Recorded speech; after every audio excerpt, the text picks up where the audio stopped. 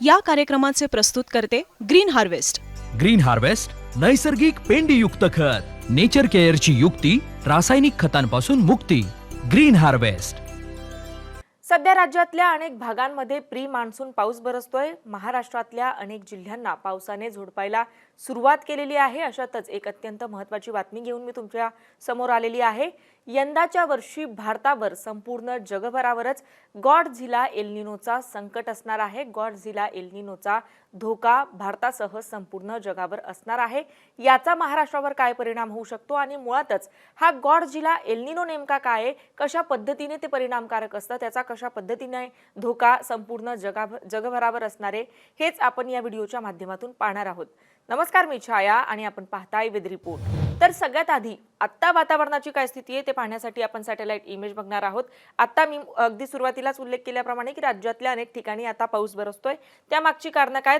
तर इकडे आपण बघू शकतो की इकडे अरबी समुद्रामध्ये सायक्लोनिक सर्क्युलेशन आपल्याला दिसतंय. त्यामुळे काही प्रमाणात महाराष्ट्रातल्या काही भागांमध्ये ढग दाटलेले आहेत. याचबरोबर इकडे आपण बघू शकतो की बंगालच्या उपसागरावर सुद्धा एक मोठ्या प्रमाणाचं सायक्लोनिक सर्क्युलेशन तयार झालेलं आहे. कमी दाबाचं क्षेत्र मोठ्या प्रमाणात तयार झालेलं आहे. त्याची तीव्रता आपण बघू शकतो की किती मोठ्या प्रमाणात आहे. त्याचा सुद्धा परिणाम महाराष्ट्रावर होतोय. अनेक पूर्वेतले जे राज्य आहेत तिथे सुद्धा आता पाऊस बरसतोय. उत्तर भारतातल्या काही राज्यांमध्ये सुद्धा पाऊस बरसतोय आणि ह्या सगळ्या गोष्टींचाच परिणाम म्हणून महाराष्ट्रातल्या काही जिल्ह्यांमध्ये आता पाऊस बरसतोय. प्री मान्सूनची सुरुवात झालेली आहे. आता अगदी सुरुवातीलाच मी उल्लेख केला गॉडझिला एल निनोचा. हा गॉडझिला एल निनो नेमका काय असतो ते आपण आता समजून घेणार आहोत. जेव्हा समुद्राच्या पृष्ठभागाचं तापमान सरासरीपेक्षा खूप जास्त वाढतं तेव्हा त्या अत्यंत शक्तिशाली हवामान बदलाला हा शब्द वापरला जातो. म्हणजे जेव्हा सरासरी जितकं तापमान समुद्राच्या पृष्ठभागाचं असतं, दरवर्षी जितकं असतं त्यापेक्षा खूप जास्त पटीने जेव्हा समुद्राच्या पृष्ठभागाच्या तापमानात बदल होतात, म्हणजे ते खूप जास्त पटीने वाढतात, तेव्हा जी हवामानाची स्थिती तयार होते, जे शक्तिशाली हवामानाचे बदल तयार होतात, या बदलांनाच गॉडझिला एल निनो असं म्हटलं जातं. आता पुढच्या ग्राफिक्सच्या माध्यमातून आपण बघणार आहोत की हे नाव नक्की कशामुळे पडलंय. तर अवाढव्य स्वरूप एक प्रकारे याचं असतं गॉडझिला एल निनोचं. गॉडझिला हा एक काल्पनिक, महाकाय आणि शक्तिशाली प्राणी आहे. आपण हॉलिवूडच्या मूव्हीजमध्ये सुद्धा बघितलंय की गॉडझिला एक अवाढव्य प्राणी असतो जो फार महाभयंकर असतो, महाविनाशकारी असतो आणि हा एक काल्पनिक प्राणी आहे. तर त्या प्राण्याचंच नाव म्हणून म्हणजे एक काल्पनिक महाशक्ती किंवा शक्तिशाली प्राण्याचंच नाव या एल निनोला देण्यात आलेलं आहे. कारण हे अतिशय शक्तिशाली असणार आहे आणि खूप मोठ्या प्रमाणात नुकसान करणार असणार आहे. जेव्हा एल निनोचा प्रभाव प्रचंड आणि विनाशकारी असतो तेव्हा त्याच्या तीव्रतेची तुलना करण्यासाठी त्याला गॉडझिला एल निनो म्हटलं जातं. म्हणजे बऱ्याचदा जो एल निनो येत असतो त्यापेक्षा कितीतरी पटीने याची तीव्रता अधिक असते आणि याचा प्रभाव सुद्धा प्रचंड असतो. हा जो एल निनो आहे तो प्रचंड विनाशकारी असतो. त्यामुळे या स्वरूपाला, वातावरणातल्या या बदलाला गॉडझिला असं म्हटलं जातं. आता दुसरं यामागचं कारण काय आहे हे नाव पडण्याचं किंवा याची स्थिती काय असते, तर यामुळे काय होतं, आणखी तर तापमानात मोठे बदल सुद्धा होतात. तापमानात मोठी वाढ होते जेव्हा पॅसिफिक महासागराच्या मध्य आणि पूर्व भागातल्या समुद्राच्या पृष्ठभागाचं तापमान सामान्यपेक्षा 2.5 अंश सेल्सिअस किंवा त्याहून अधिक वाढतं तेव्हा त्याला ही संज्ञा दिली जाते. म्हणजे आपण नक्की गॉडझिला हे नाव का पडलंय तर हे आपण मगाशीच बघितलं. मात्र साधारण 2.5 म्हणजे 2.5 अंश सेल्सिअस तापमान जेव्हा वाढतं पॅसिफिक महासागराच्या पृष्ठभागाचं तेव्हा त्या स्थितीला गॉडझिला एल निनो असं म्हटलं जातं. एकंदरीत तापमानात यामुळे मोठ्या प्रमाणात वाढ झाल्याचं बघायला मिळतं. तर या मागचं तिसरं मोठं कारण काय तर याचे मोठे जागतिक परिणाम होत असतात. हा नेहमीच्या एल निनोपेक्षा कितीतरी पटीने शक्तिशाली असल्याने याचे जागतिक हवामानावर गंभीर परिणाम होतात असं सुद्धा या संदर्भात सांगण्यात येत आहे. म्हणजे ही प्रमुख 3 कारणं आहेत हे नाव पडण्यामागची. आता पुढच्या ग्राफिक्सच्या माध्यमातून आपण बघणार आहोत की कशा पद्धतीने याचे जागतिक परिणाम होतात. म्हणजे जागतिक परिणाम होतात हे आपण बघितलं.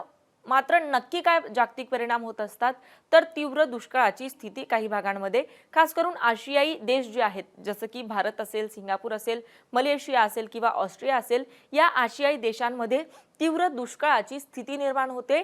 दुष्काळ मोठ्या प्रमाणात पडतं, पाण्याचा तुटवडा मोठ्या प्रमाणात जाणवायला लागतो. एकंदरीत पावसाची जी तीव्रता आहे किंवा सरासरी दरवर्षी जितका पाऊस पडत असतो त्यापेक्षा कितीतरी पटीने कमी पाऊस या वर्षात किंवा या स्थितीमध्ये पडत असतो. त्यामुळे आशियाई देशांमध्ये तीव्र दुष्काळाची स्थिती निर्माण होत असते. दुसरं यामागचं कारण काय, तर काही भागात महापूर येतं. म्हणजे आपण बघू शकतो की जगभरातल्या काही भागांमध्ये दुष्काळाची स्थिती असते, तर अगदी त्याच्या अपोजिट काही भागांमध्ये मात्र महापूर येण्यासारखी स्थिती तयार झालेली असते. अमेरिकेचा पश्चिम किनारा आणि दक्षिण अमेरिकेतल्या काही देशांमध्ये महापूर येण्याची स्थिती या सुपर एल्निनोच्या काळात, गॉडझिला सुपर एल्निनोच्या काळामध्ये असते. आता हे नाव नक्की कोणी पाडलंय किंवा कोणामुळे हे नाव पडलंय ते सुद्धा पाहणं महत्त्वाचं आहे. तर नासाचे प्रख्यात हवामानशास्त्रज्ञ आहेत बिल पॅझर्ट यांनी 2015 मध्ये पहिल्यांदा या नावाचा उल्लेख केलेला होता. गॉडझिला एल्निनो या शब्दाचा त्यांनी उच्चार केलेला होता. त्यामुळे हे जे नाव आहे ते त्यांच्या निमित्ताने पहिल्यांदा जगासमोर आलं. एकंदरीत घडलं असं होतं की 1998 चा जो वर्ष होता तेव्हा दुष्काळाची स्थिती निर्माण झालेली होती आणि 2015 मध्ये सुद्धा तशा स्थितीचा अंदाज वर्तवला जात होता. पॅसिफिक समुद्रामध्ये मोठ्या प्रमाणात बदल झालेले होते, वातावरणात तिथल्या मोठ्या प्रमाणात बदल होत होते.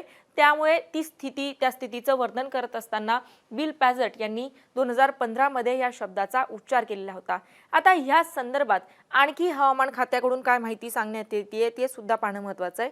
तर जागतिक हवामान संघटनेने जागतिक हवामानाबाबत एक अत्यंत धडकी भरवणारा इशारा दिलेला आहे. संयुक्त राष्ट्राच्या या हवामान संस्थेच्या ताज्या अपडेटनुसार जून ते ऑगस्ट दरम्यान प्रशांत महासागरात एल्निनो तयार होण्याची शक्यता 80% आहे.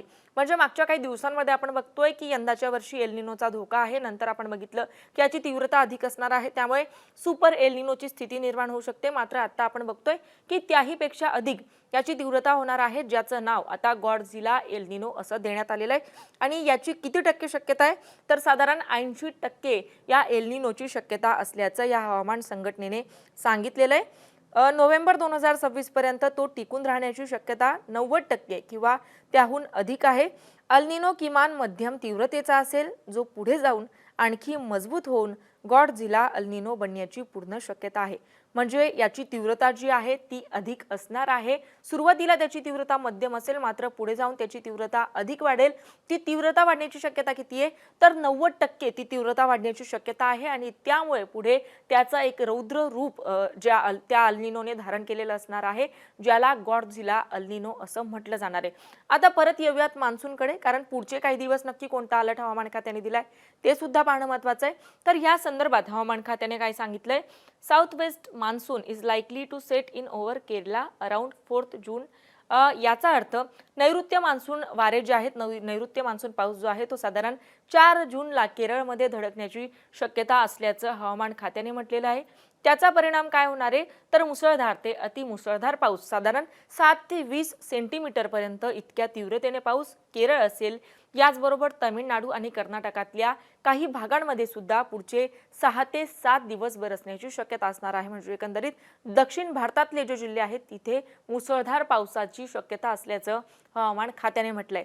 आता ह्या सगळ्याचा परिणाम महाराष्ट्रावर कशा पद्धतीने होणार आहे, मान्सूनची स्थिती काय असेल ते आपण बघितलं की 4 जून पर्यंत केरळमध्ये मान्सून दाखल होईल आणि पुढे ते सरकत पुढे त्यात प्रगती होऊन ते महाराष्ट्रापर्यंत येऊन धडकेल. मात्र आता राज्यातल्या अनेक ठिकाणी पाऊस पडतोय, जो प्री मान्सून पाऊस आहे.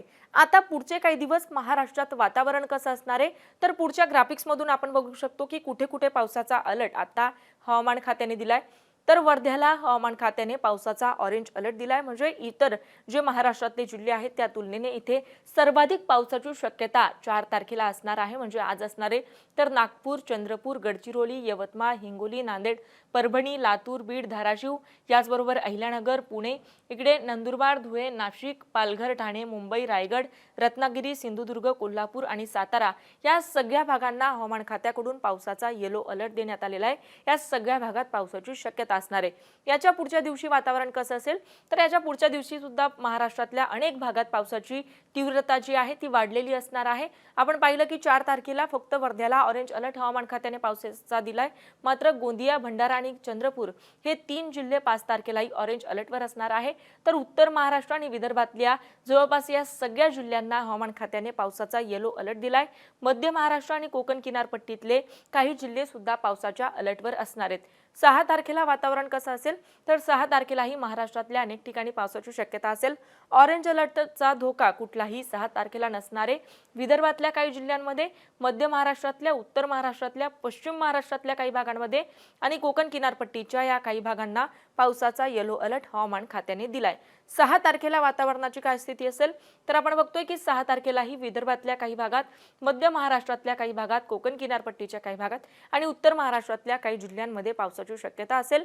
येलो अलर्ट महाराष्ट्रातल्या या काही भागांना हवामान खात्याकडून वर्तवण्यात आलाय. आता 7 तारखेची काय स्थिती असेल तर 7 तारखेला पावसाची तीव्रता कमी झालेली असेल. गडचिरोली पावसाच्या अलर्टवर आहेत तर मध्य महाराष्ट्रापासून खालचे दक्षिण महाराष्ट्रापर्यंतचे जे जिल्हे आहेत तिथे पावसाचा अलर्ट जो आहे तो कायम असणार आहे. आपण बघतोय की अहिल्यानगर पासून कोल्हापूर, सिंधुदुर्ग पर्यंतल्या अनेक जिल्ह्यांना हवामान खात्याकडून येलो अलर्ट देण्यात आलाय. तर एकंदरीत सुपर एल्निनो नेमका काय असतो, गॉडझिला एल्निनो काय असतो, त्याचा कितपत धोका यंदाच्या वर्षी जगभरावर असणार आहे, देशावर किती असणार आहे, महाराष्ट्रात पुढचे काही दिवस वातावरण कसं असणार आहे, हे सगळं आपण या व्हिडिओच्या माध्यमातून पाहिलेलं आहे. या संदर्भात तुमचे काही प्रश्न असतील, वेदर संदर्भात, मान्सून संदर्भात, शेती संदर्भात किंवा गॉडझिला एल्निनो संदर्भात, तर आम्हाला कमेंट करून नक्की कळवा आणि अशाच माहितीपूर्ण व्हिडिओसाठी पाहत रहा मुंबई तक. धन्यवाद.